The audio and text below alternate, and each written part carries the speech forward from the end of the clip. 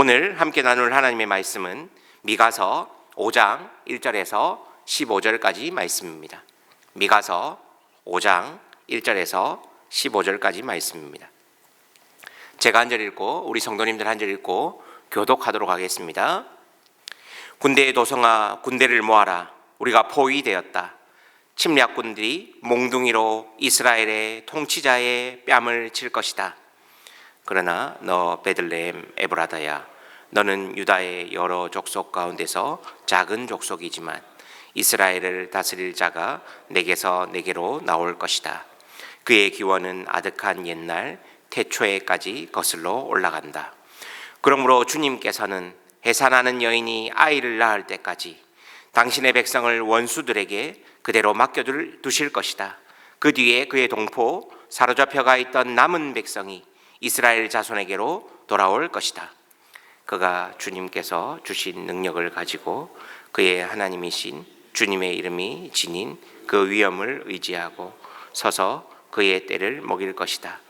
그러면 그의 위대함이 땅끝까지 이를 것이므로 그들은 안전하게 살아갈 수 있을 것이다. 그리고 그는 그들에게 평화를 가져다 줄 것이다. 아시리아 사람이 우리 땅을 침략하여 우리의 방어망을 뚫고 들어올 때에 우리는 7 목자 8 장군들을 보내서 침략자들과 싸우게 할 것이다. 그들은 칼로 아시리아 땅을 정복하고 뺀 칼로 니므롯 땅을 황무지로 만들 것이다. 아시리아의 군대가 우리의 땅을 침략하여 우리의 국경선 너머로 들어올 때 그가 우리를 아시리아 군대의 손에서 구원하여 낼 것이다. 많은 민족들 사이에 살아남은 야곱의 백성은 주님께서 내려주시는 아침 이슬과 같이 될 것이며 부성기 위에 내리는 비와도 같게 되어서 사람을 의지하거나 인생을 기다리지 않을 것이다. 살아남은 야곱 백성은 여러 민족과 백성 사이에 흩어져서 살 것이며 숲속 짐승들 가운데 서 있는 사자처럼 양떼의 한가운데 서 있는 사자처럼 걸을 때마다 먹이에게 달려들어 밟고 찢을 것이니 그에게서는 아무도 그 짐승을 건져낼 수 없을 것이다. 내가 내 대적 위에 손을 들고 내 원수를 모두 파멸시키기를 바란다. 나 주가 선언한다. 그날이 오면 너희가 가진 군마를 없애버리고 말이 끄는 병거를 부수어 버리겠다. 너희 땅에 세운 성곽들을 부수어 버리고 요새들은 모두 파괴하여 버리겠다. 너희가 쓰던 마법을 없앨 것이니 너희가 다시는 점을 치지 않을 것이다. 너희가 새긴 우상을 파괴하여 버리고 신성하게 여긴 돌 기둥들도 부수어 버려서 다시는 너희가 만든 그런 것들을 너희가 섬기지 못하게 하겠다. 너희 가운데서 아세라 여신상을 모두 뽑아버리고 너희가 사는 성읍들을 파괴하겠다. 나에게 복종하지 않은 모든 민족에게 화가 나는 대로 분노를 참지 않고 보복하겠다. 아멘. 오늘 성탄의 새 아침 기도의 자리에 나오신 여러분들을 축복합니다. 매일 반복되는 하루이지만 오늘 기도의 자리에 나오신 저와 여러분들에게는 더욱더 특별한 하루인 줄 믿습니다. 오늘 이 새벽 말씀을 통해서 성탄의 주인 되신 예수 그리스도를 바라보고 깊이 묵상하는 시간이 되기를 예수님의 이름으로 축복합니다. 성탄 주간에 우리는 계속해서 미가서를 살펴보고 있습니다. 미가 선지자, 예언자가 이 활동하던 시대는 요담, 아하스, 히스기야 시대입니다.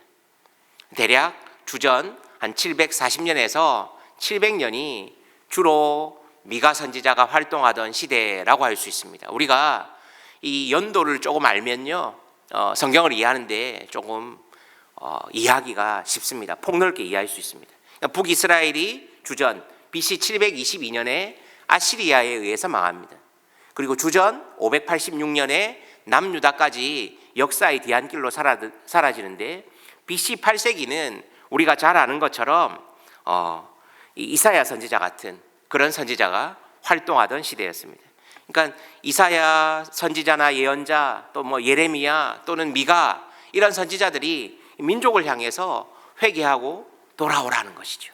그런 배경이 이 선지자와 또 역사서 가운데 예언자들의 외침 가운데 그 배경이 깔려 있는 것입니다. 미가 선지자가 활동하던 시대는 한마디로 북이스라엘과 남유다가 모두 번영하던 경제적으로 잘 살던 시대입니다. 세계사적으로는 앞서 말씀드린 것처럼 아수르가 패권을 가지고 전 세계를 호령하던 시대입니다. 세계사에서는 아시리아라고 나오죠. 이 시기에 대표적인 왕이 북이스라엘의 여로보암 2세고 남유다의 우시아입니다. 여로보암 2세 우시아. 그렇지만 이 시대가 잘 살기는 했지만 빈익빈 부익부가 심화되었고 사회 지도층들은 권력을 가지고 백성과 약자를 억압했습니다. 종교적으로는 형식적인 예배 제사가 만연했으며 정의가 무너진 시대였습니다. 여러분, 우리에게 있어서 돈은 참 중요합니다. 그러나 그것이 목적이 되어버린 시대, 우상숭배가 만연하고 정치, 종교, 사회적으로 타락한 시대가 바로 미가 선지자가 활동하던 시대의 한복판입니다. 여로보암 2세 이후에 주전 722년 아수르에 의해서 북이스라엘은 역사의 뒤안길로 완전히 사라집니다. 아수르는 계속 세력을 확장하고 힘이 세집니다. 그리고 이제 남유다의 히스기야 시대 또한 남유다 이 세계사적인 흐름 가운데 아수르에게 조공을 바치는 신세로 전락하게 됩니다. 이러한 시대의 한복판에서 미가 선지자는 예언자는 외치는 것입니다. 앞서서 어떻게 외쳤습니까? 우리가 3장에 보면요, 3장 5절과 11절에 이렇게 미가 선지자는 이야기합니다. 예언자라는 자들이 나의 백성을 속이고 있다. 입에 먹을 것을 물려주면 평화를 외치고 먹을 것을 주지 아니하면 전쟁이 다가온다고 협박한다. 3장 11절입니다. 이 도성의 지도자들은 뇌물을 받고서야 다스리며 제사장들은 싹스를 받고서야 율법을 가르치며 예언자들은 돈을 받고서야 계시를 밝힌다. 그러면서도 이런 자들은 하나같이 주님께서 자기들과 함께 계신다고 큰 소리를 친다. 주님께서 우리와 함께 계시니 우리에게 재앙이 닥치지 않는다고 말한다. 그러나 이런 거짓 선지자, 예언자들이 판치는 세상 가운데 미가 선지자는 회개를 촉구하는 동시에 여호와 하나님이 주시는 미래의 비전을 선포하는 역할을 지금 하고 있는 것입니다. 지금 남유다는 풍전등화의 위기에 놓여 있습니다. 아수르가 예루살렘을 에워싼 모습을 우리는 생각할 수밖에 없습니다. 이때 구원자 메시아가 남유다에게 필요한 것입니다. 힘있고 능력 있는 곳에서 민족과 나라를 구원해 줄 구원자 메시아가 필요한 시점이 지금 이때입니다. 그런데 역설적이게도 큰 성 바벨론이 아니라 이스라엘 가운데 크고 화려한 중심이 되는 예루살렘이 아니라 가장 작은 베들레헴에서 진정한 구원자의 출현이 미가 예언자를 통해 선포됩니다. 오늘 5장 2절을 보십시오. 그러나 너 베들레헴 에브라다야, 너는 유다의 여러 족속 가운데서 작은 족속이지만 이스라엘을 다스릴 자가 내게로 나올 것이다.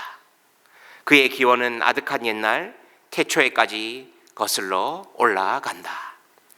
이스라엘을 다스릴 구원자 통치자가 베들레헴에서 나온다는 것입니다.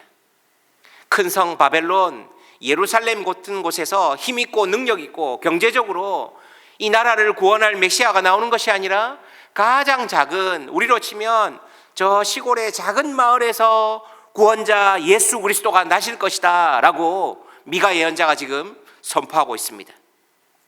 그냥 베들레헴이라고 하지 않고 베들레헴 에브라다라고 표현한 것을 한번 주석을 찾아보니까요, 우리가 창세기 35장 19절과 48장 7절에 보면 에브랏 곧 베들레헴이라는 표현이 있습니다. 에브랏, 즉 에브라다가 베들레헴과 동일한 지역임을 명시합니다. 그러니까 룻기 4장 11절에서도 보면 성문 장로와 백성이 에브랏과 베들레헴에서 이름나게 하시기를 원하며 라고 축복을 합니다. 무엇을 말합니까? 에브랏, 베들레헴 지역을 하나의 구역으로 보는 것입니다. 쉽게 얘기하면 용인시 기흥구 이렇게 되는 것 같습니다. 구약에 보면 유다 지파 땅의 베들레헴 외에 이 스불론 땅에 보면, 스불론 지파의 땅에 보면 베들레헴이라는 땅이 지명이 또 언급되기 때문에 오늘 아마도 미가 예언자는, 선지자는 베들레헴 에브라다야라고 그 땅과 구별해서 그 작은 동네에서 누가요?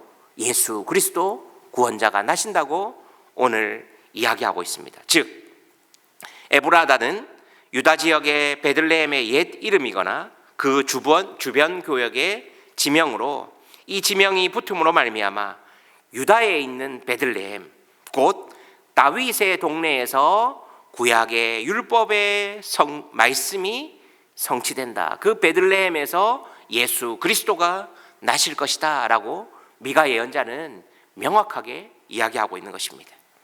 한마디로 정리하면 무엇입니까?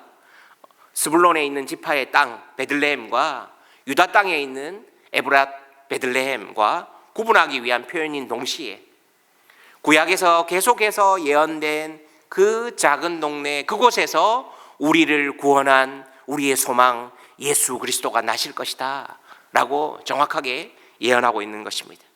한마디로 작고 초라한 곳에서 이스라엘의 구원자 메시아가 난다는 것입니다. 이것은 예수님께서 베들레헴의 마국간에서 가장 낮은 모습으로 이 땅에 오시며 그 말씀은 성취됩니다. 계속해서 3절에서 6절을 보면 메시아께서 남은 자들을 샬롬으로 통치한다고 미가는 기록합니다. 4절과 5절을 보십시오.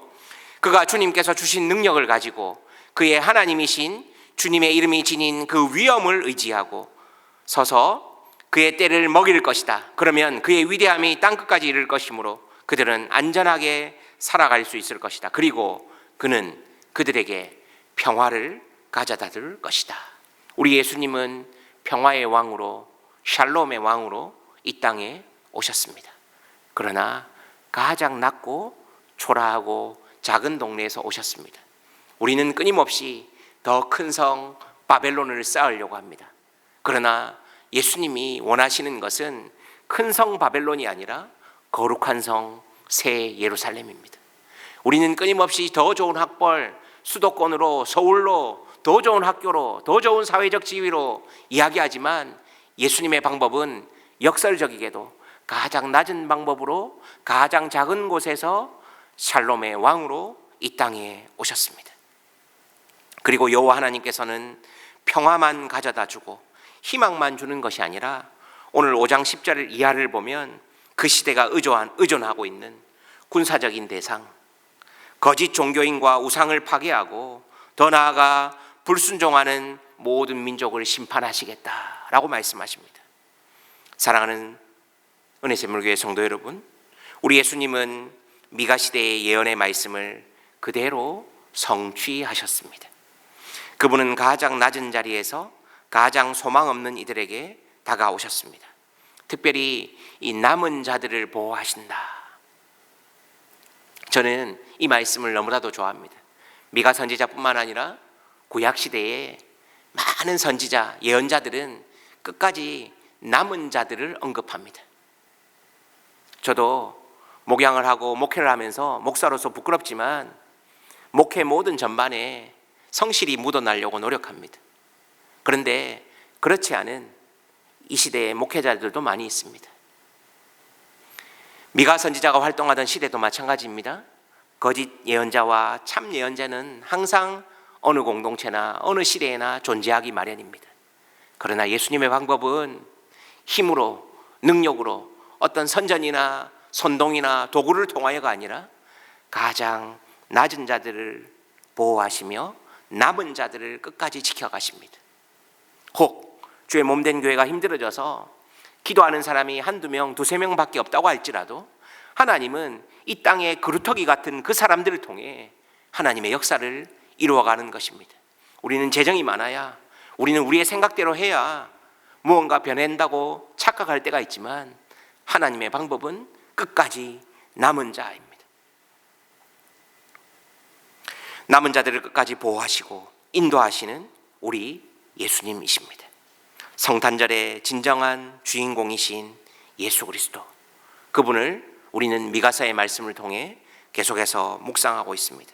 바라기는 오늘 이 날과 시의 모든 역사의 주인공 되신 예수 그리스도를 알아가고 닮아가, 더 나아가서 2025년의 나의 모습보다 2026년의 나의 모습이 더욱 예수님을 닮아 있고 예수님의 생각과 좀 더 일치하고, 먼저 말하기 전에 더디 말하고 빨리 행동하는, 그래서 행동하는 예배자 그리스도인 되어 이 땅에 가장 소외되고 낮은 곳에서 예수님을 더욱더 닮아가는, 5년 전에 10년 전에 나보다 오늘의 우리의 모습이 더욱 예수님 닮아 있는 그러한 은혜샘물교회 모든 성도님들 되시기를 예수님의 이름으로 기대하고 기도하고 소망합니다. 하나님 아버지 감사합니다. 말씀을 통해 우리에게 계속해서 교훈하시니 감사합니다. 참 우리가 바뀌지 않는 것 같습니다. 그러나 예수님 끝까지 낮은 곳에서 우리를 기다려주고 계심을 고백합니다. 남은 자들을 보호하시고 끝까지 하나님 앞에 돌아오기를 기다리시는 그 예수님의 마음이 우리 성탄절 가운데 전해질 수 있도록 하나님 은혜 위에 은혜를 더하여 주시옵소서. 감사합니다. 우리 삶의 주인 되시며 소망 되시는 우리 주 예수 그리스도의 이름으로 간절히 기도하옵나이다. 아멘. 이 시간 기도하실 때 우리 계속해서 말씀을 생각하며 기도하십시다. 하나님, 우리가 이번 성탄 주간 미가서의 말씀을 통해 누구보다 역사의 주인공 되신 예수 그리스도를 알아가고 닮아갔으면 좋겠습니다. 저도 10년 전에 저의 모습보다 지금이 조금 더 예수님 닮아 있지만 여전히 부족하고 초라합니다. 그러나 예수님의 방법대로 오늘 말씀대로 가장 낮은 곳에서 주님을 돌아보며 주변을 돌아보는 우리의 모습, 또 우리 은혜샘물교회 모든 성도님들의 모습 되게 해달라고 기도합시다. 목요일은 가정을 위해서 기도하는 날입니다. 하나님 은혜 주셔서 주님께서 세우신 두 기관, 교회와 가정이 온전히 복음으로 잘 세워지는 그러한 은혜샘물교회 모든 권속들 되게 해달라고. 마지막으로 교회 일정이 있습니다. 오늘 성탄 예배, 또 31일 송구영신 예배, 또 2026년에도 주의 몸된 교회의 사역은 계속될 것입니다. 하나님, 우리 교회가 하는 사역이 사람에게 기쁨이 되고 그것도 물론 중요하지만 영혼 구원하여 제자 삼고 우리가 이 땅의 시민으로서 그리스도인으로서 예배자로서 살아가는, 그것을 더욱더 예수님 닮은 모습으로 살아내는 그러한 우리의 모습에 도움이 되는 모든 사역들 되게 해달라고. 또 여러분 개인적인 2025년을 마무리하면서 2026년에 새로운 다짐을 가지고 기도하는 이 시간 되셨으면 좋겠습니다. 기도하고 돌아가시면 되겠습니다. 기도하겠습니다.